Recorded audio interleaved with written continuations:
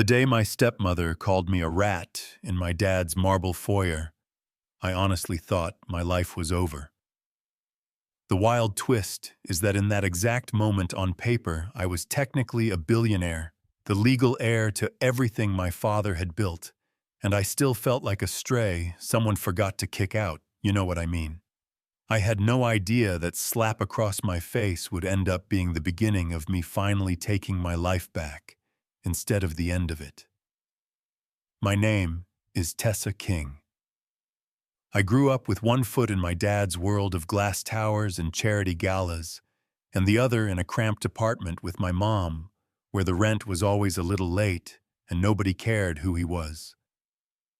When he married Victoria, she never had to say I didn't belong. It was there in every tight smile, every "you're so lucky he took responsibility," every reminder that my seat at the table depended on her mood. Her daughter Paige watched and learned that lesson better than I ever did. For most of my life, I was the extra chair they kept out of guilt.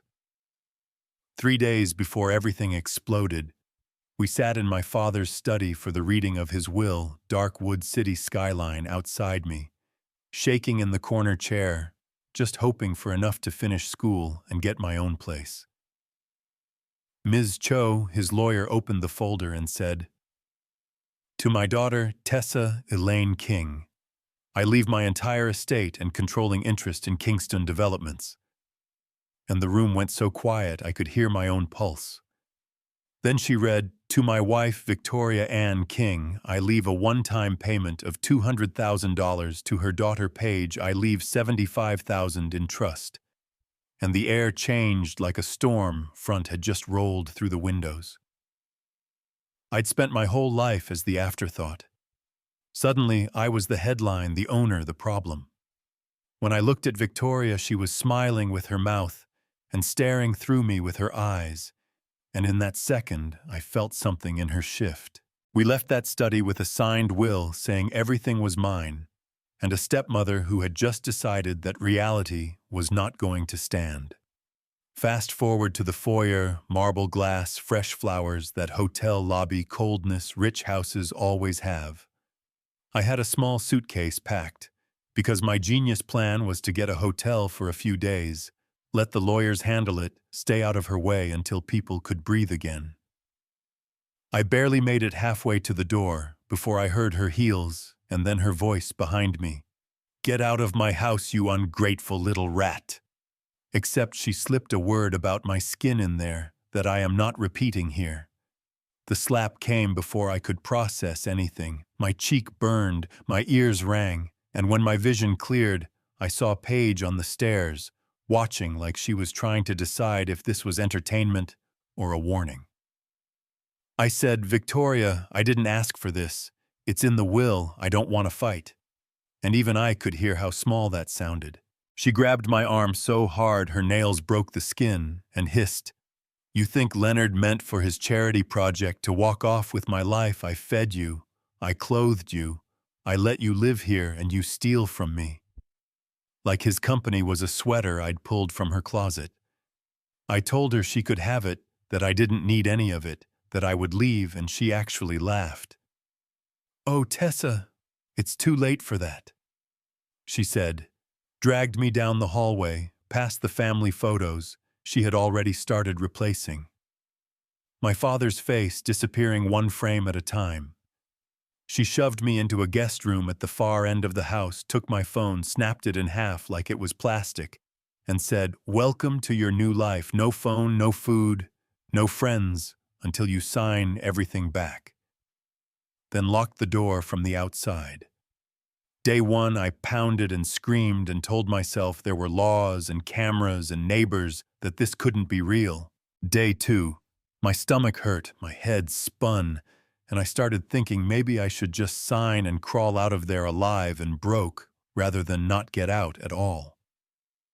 On day three, she came back with a folder and a bottle of water she held just out of reach, looked me over and said, "You can stop this anytime you want. Just sign."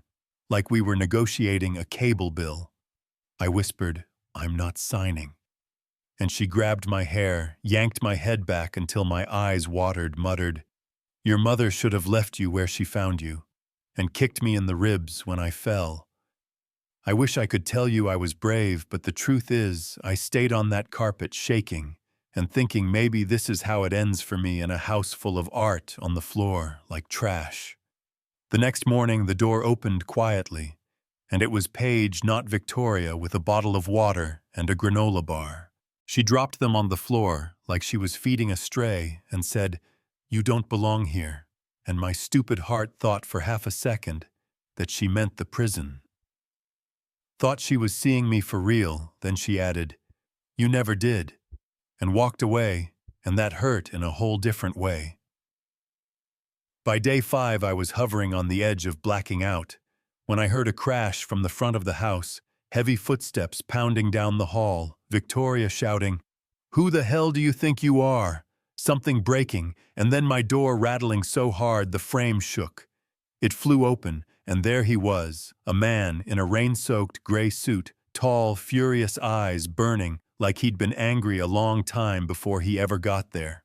"Touch my wife again, and you'll regret it," he said, and I honestly thought I was hallucinating because I did not remember having a husband. Victoria started in on him. "She is not your anything. This is my house. She is unstable." But he was already kneeling beside me, wrapping a blanket around my shoulders like he'd done it 100 times. "Tessa, it's me. It's Damon. You're safe. I'm getting you out," he said, voice steady in a way his hands weren't. I stared at him and croaked, "Who are you?" and watched his face flinch like I had slapped him back. He pulled a folder from his coat, flashed it at Victoria. "Marriage certificate dated, signed, filed. You lay one more hand on my wife and we finish this in front of a judge," he said. And for the first time since the will reading, I saw something like fear flicker in her eyes. Paige tried to grab me as we stood, my shoulder lit up with pain. I cried out, and Damon shoved them both away and pulled me to my feet. My legs barely worked.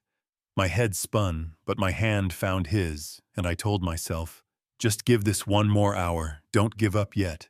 As we walked out of that house past the table where my father's will had been read out into the rain, and into a car that smelled like leather and safety. In the SUV, he drove like a man trying very hard not to speed, one hand on the wheel, one messing with the climate control like he could fix everything by adjusting the air. I kept staring at his wedding band, and then at my own hand, at the ring I barely remembered putting on. "You said it's been 3 months," I finally whispered, and he nodded without looking away from the road. "You came to my office before your dad died," he said. "You told me you were in danger and needed someone on your side who Victoria couldn't push around." He took me to a small luxury hotel downtown, straight up to a quiet top-floor suite, sat me by a fireplace I didn't remember ever seeing before, and said calm and simple, "You have been drugged for months, Tessa. I had a toxicology screen done when I first started looking for you. This confusion, the gaps, none of it is just grief." The next morning at a private clinic, a doctor looked me in the eye and said, "Your system shows prolonged exposure to benzodiazepines. This was not all in your head." And I actually laughed and cried at the same time because for months, Victoria had been telling me I was unstable, dramatic, too emotional, and suddenly there was a medical chart that said, "No, your brain was under attack."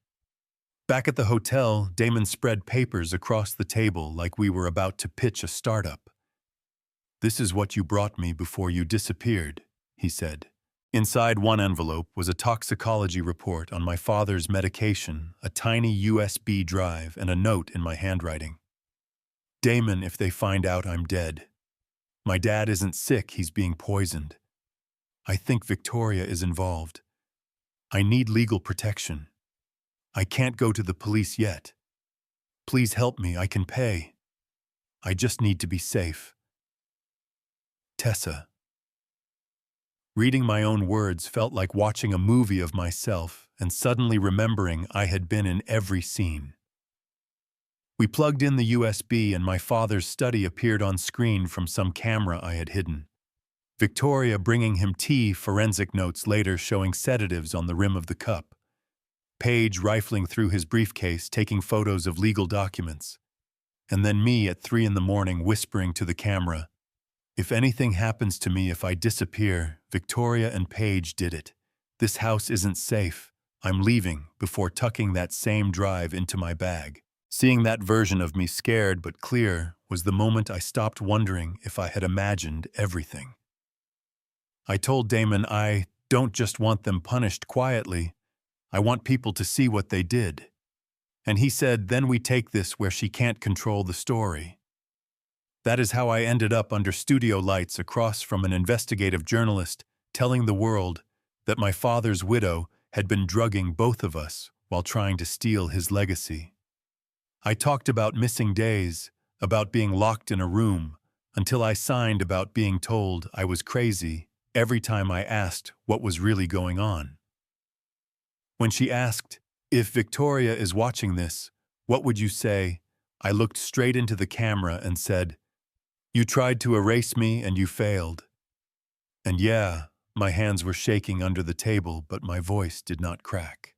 The interview went online, and the internet did what it does. Some people called me a liar, some called me a hero, strangers argued about my life over brunch, but under all that noise, something useful happened. Former staff from our house started reaching out quietly with stories and receipts. Things they had seen, things they had saved in case they ever grew a spine or needed a bargaining chip.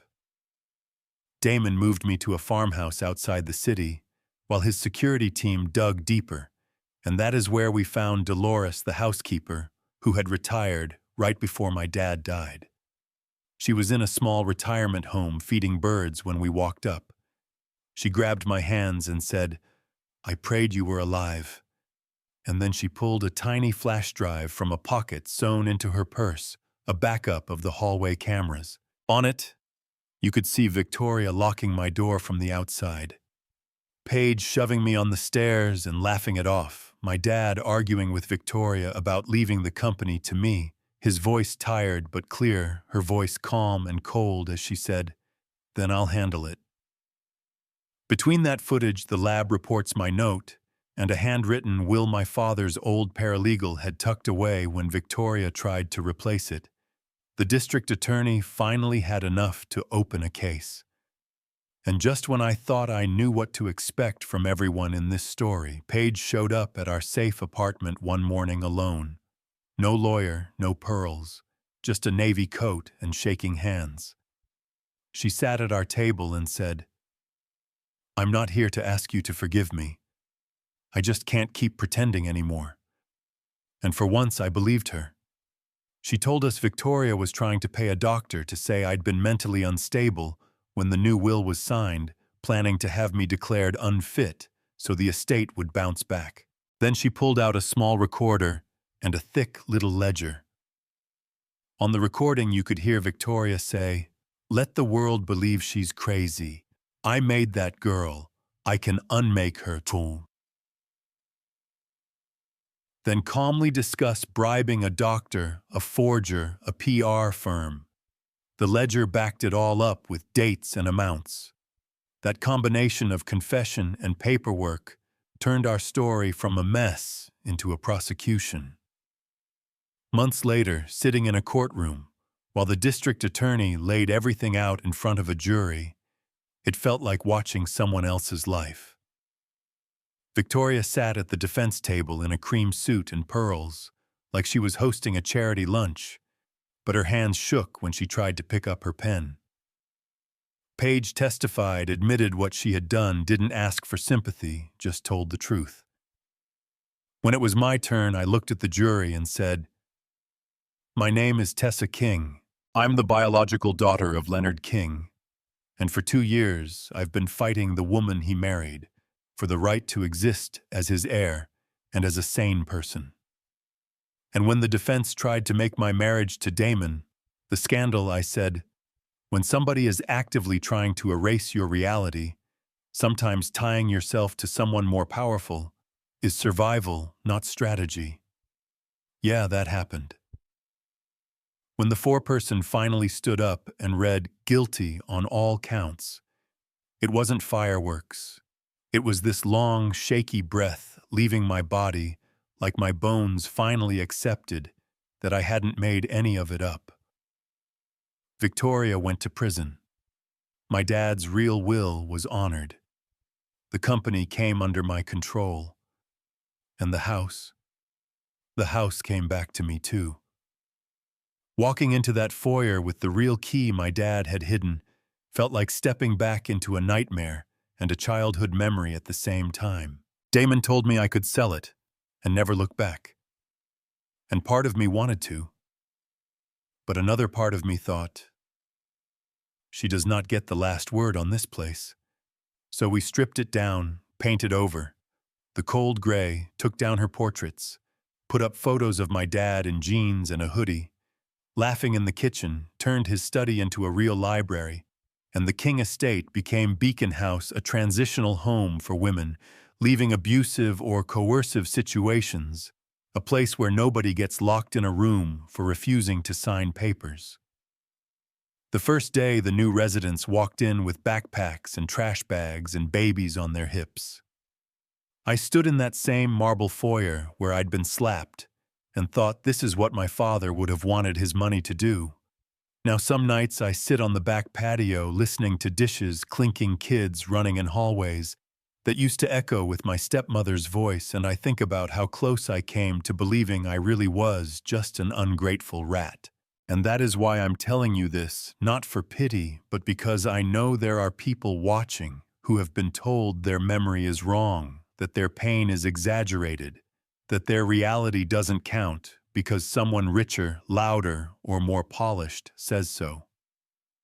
So let me ask you, and I genuinely want to see your answers, if you were me, could you ever forgive someone like Victoria?